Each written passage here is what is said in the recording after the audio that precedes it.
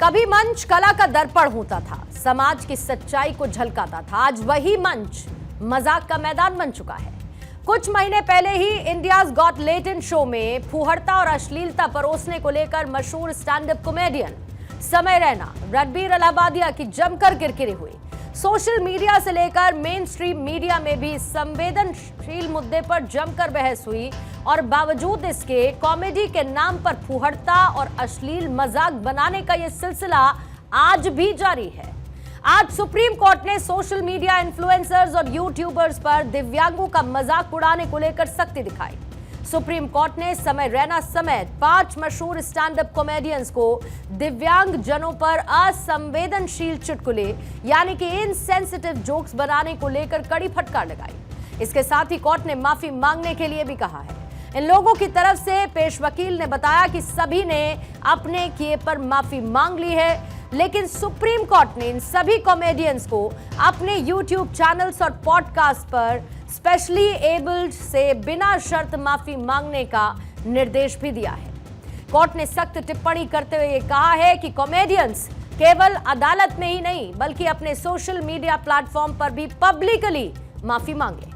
Court ने सख्ती दिखाते हुए यह भी कहा कि यह फ्री स्पीच नहीं बल्कि कमर्शियल स्पीच है। इन्फ्लुएंसर्स को माफी मांगनी होगी और एफिडेविट भी देना होगा। दरअसल सुप्रीम कोर्ट के मुताबिक सोशल मीडिया प्लेटफॉर्म्स का इस्तेमाल करके कमाई करने वाले इन्फ्लुएंसर्स का कंटेंट फ्री स्पीच की कैटेगरी में नहीं आता, इसे कमर्शियल स्पीच माना जाएगा। जस्टिस सूर्यकांत और जस्टिस जॉय माल्या बागची की बेंच ने एसएमए क्योर फाउंडेशन की तरफ से दायर याचिका पर सुनवाई के दौरान ये टिप्पणी की है। कोर्ट ने आरोपियों से यह भी कहा कि आप बताएं कि आप पर कितना जुर्माना लगाया जाए। याचिका में आरोप लगाया गया कि इन कॉमेडियंस ने अपने शो में दिव्यांगों और दुर्लभ बीमारियों का मजाक उड़ाया, जिससे लोगों की भावनाएं आहत हुई हैं। याचिका में स्टैंड अप कॉमेडियन समय रैना, विपुल गोयल, बलराज घई, सोनाली ठक्कर और निशांत तंवर पर दिव्यांगजन का मजाक उड़ाने का आरोप लगाया गया।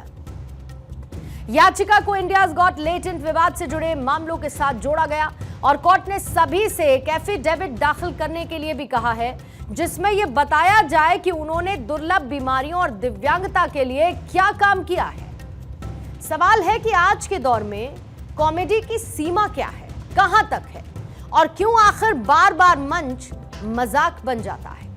आज वायरल होने की होड़ में कॉमेडियन संवेदनशीलता को कुचल देते हैं।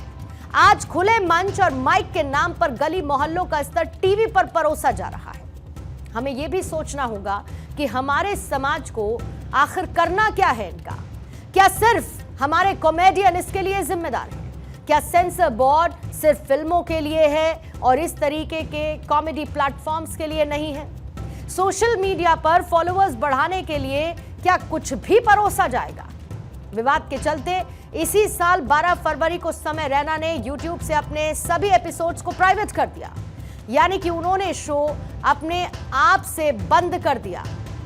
All India sign workers association ने फॉरेन बैंक की मांग की और साथ ही डिजिटल कंटेंट रेगुलेशन की अपील की थी। केंद्र सरकार ने YouTube को निर्देश दिए कि विवादास्पद एपिसोड को ब्लॉक कर दिया जाए और YouTube ने ऐसा ही किया। मार्च 2025 तक अदालत ने कुछ शर्तों के साथ स्टैंड अप कॉमेडियंस को खासकर, जिसमें रणबीर इलाहाबादिया यानी द रणबीर शो जारी रखने की अनुमति दी और साथ ही जब तक वो शालीनता और नैतिकता के मानकों का पालन ना करें।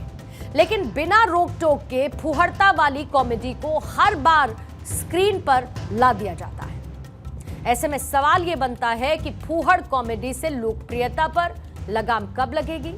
गंदगी परोसने का लाइसेंस इन्हें आखिर मिलता कहां से है? आखिर इन्हें कानून का कोई डर क्यों नहीं है?